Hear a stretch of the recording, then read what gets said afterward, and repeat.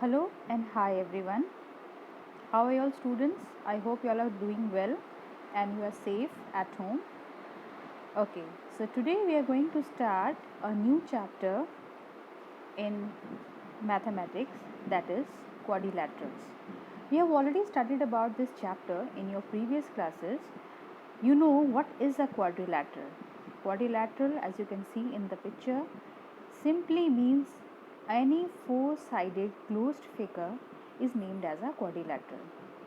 When you go in detail into this chapter, you will know about how many types of quadrilaterals we have, what are their properties, and so on. So simply looking at the picture, we can conclude or we can say that any figure which is closed and has four sides is said to be a quadrilateral. Okay, so just look into the slide, you can see it properly.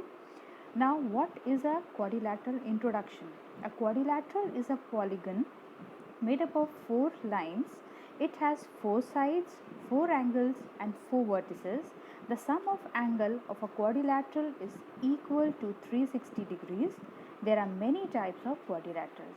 So, as I told you, we are going to study about the different types of quadrilateral, different shapes, and what are they named as. We are going to study about it. Okay, so look into the slide. The slide shows the picture of a quadrilateral family, you can say. Okay, where you have the shape called as kite, rhombus, okay, square, rectangle, then isosceles trapezoid or trapezoid simple or a parallelogram. So all these figures have different names, but you can see they all fall into the category of quadrilateral. Why? Because they all are four sided closed figures and they have all the properties of a quadrilateral. Okay, now since we know that the sum of angles of a quadrilateral is 360 degree, how do we prove it? So just see, we are going to prove it now and see. So it is called the angle sum property of a quadrilateral. Okay, the sum of angles of a quadrilateral is 360 degrees, this we know, but this can be verified by drawing a diagonal and dividing the quadrilateral into two triangles. Let ABCD be a quadrilateral and AC be a diagonal. You can see in the picture, okay, you can see a quadrilateral and the diagonal which is drawn. Angle DAC and angle ACD plus angle D, they form 180 degrees. So sum of angles of a triangle is 180 degrees. This is our first equation. In triangle ABC, we can see that angle CAB plus ACB plus angle B is equal to 180 degrees. This is the second triangle. So again the reason is sum of angles of a triangle is 180 degrees. Now on adding equation 1 and 2, when we add the sum of the angles of the two triangles, we get equal to 360 degrees. We add all the angles and just we get 180 plus 180 is equal to 360 degrees. Thus the sum of angles of a quadrilateral is 360 degrees. This is how we prove it. So simply the concept was that when you take a quadrilateral and you bisect it with the help of a diagonal, it gets divided into two triangles and the sum of each triangle is 180. So two triangles means 180 plus 180, it gets added into 360 degrees. This is the angle sum property of a quadrilateral.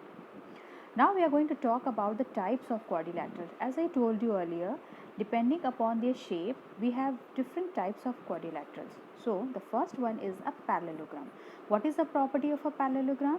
You need to remember these properties by heart because it will be helpful when you do your sums. So the first property, the property of parallelogram is opposite sides are equal and parallel, opposite angles are equal. In a rectangle, as you can see the shape of the rectangle, opposite sides are equal and parallel and all angles are right angles, that is 90 degrees. When we talk about the property of a square, we can see that opposite sides are parallel, all sides are equal and all angles are right angles, that is 90 degrees. Next, we talk about rhombus.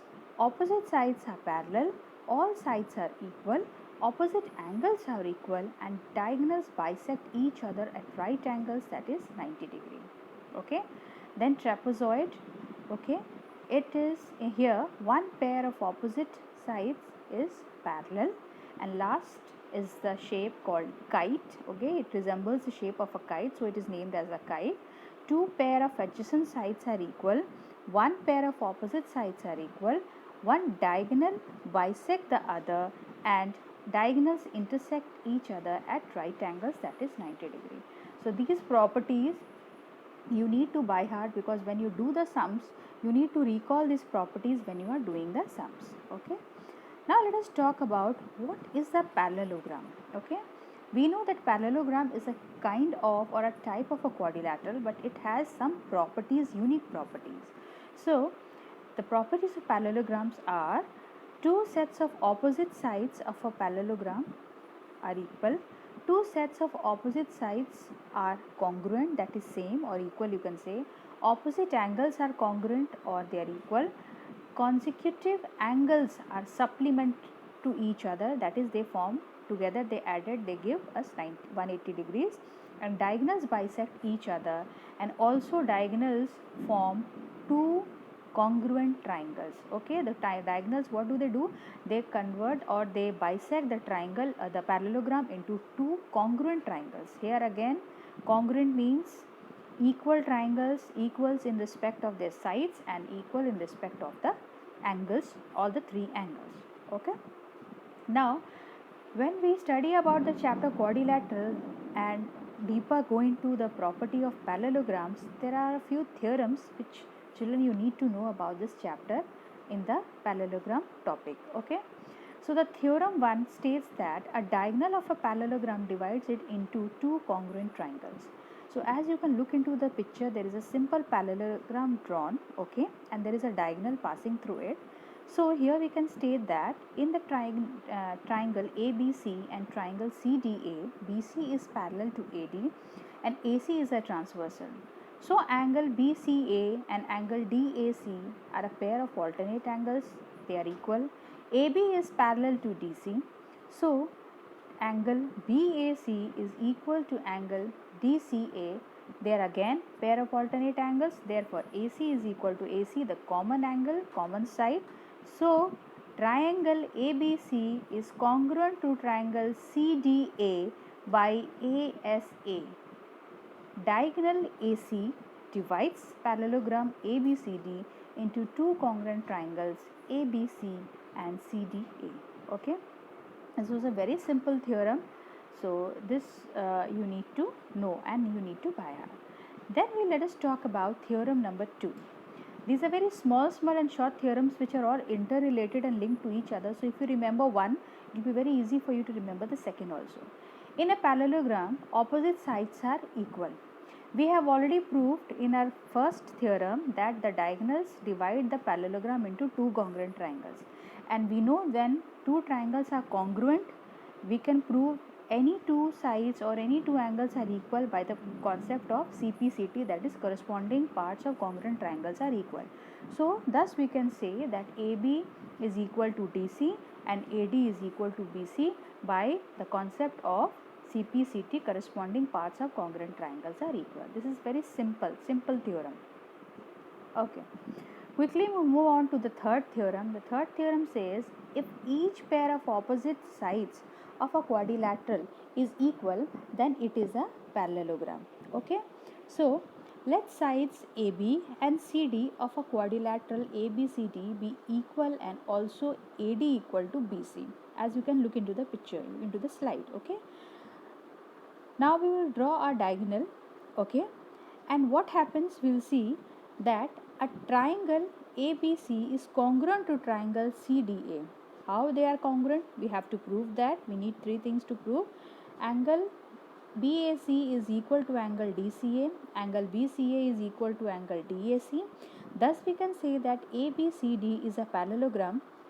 Okay, and we know that in a parallelogram each pair of opposite sides is equal, and if each pair of opposite sides of a quadrilateral is equal, then it is a parallelogram. So thus we could prove that if each pair of opposite sides of a quadrilateral is equal, then it has to be a parallelogram, because it is one of the properties of the parallelogram. Okay, then we will talk about theorem number 4, 5 and 6, which are very easy and just simple to remember. Okay, easy to remember. that in a parallelogram the opposite angles are equal. I have told you opposite sides are equal, so opposite angles are also equal. If in a quadrilateral each pair of opposite angles is equal, then it is a parallelogram. Again, it is related to theorem number 3, and theorem number 5 states, 6 states, the diagonal of a parallelogram bisect each other. Okay, so bisection means they are dividing or they are crossing each other and forming 90 degree. Okay, you can see the intersection at O. When your diagonal AC and BD intersect each other, they are bisecting each other at 90 degree. Okay, so these were very simple theorems. Now let us quickly move to theorem number 7. If the diagonal of a quadrilateral bisect each other, then it is a parallelogram. Okay, it is given that OA and OC and OB and OD are equal. It is already given in the figure. Therefore, triangle AOB is congruent to triangle COD. How? So, angle ABO is equal to angle CDO, and we also get AB parallel to CD and similarly BC parallel to AD. So, therefore, when two opposite sides are parallel to each other, two pair of opposite sides are parallel, therefore, it gives us that it is a parallelogram. Therefore, your ABCD is a parallelogram. Okay. Now quickly let us move to theorem number 8, which is the last theorem. A quadrilateral is a parallelogram if a pair of opposite sides is equal and parallel. Okay. So now again it is related to theorem number 7. Okay. Here AB and CD and AB is parallel to CD. Let us draw a diagonal AC passing through it, and we can show that triangle ABC is congruent to triangle CDA by SAS rule. Okay, that is side angle side. So since they are congruent by SAS, just we can prove that BC is parallel to AD. So these were some very simple theorems which you need to remember about the parallelogram and its properties, and all are interlinked to each other. Okay, children, thank you.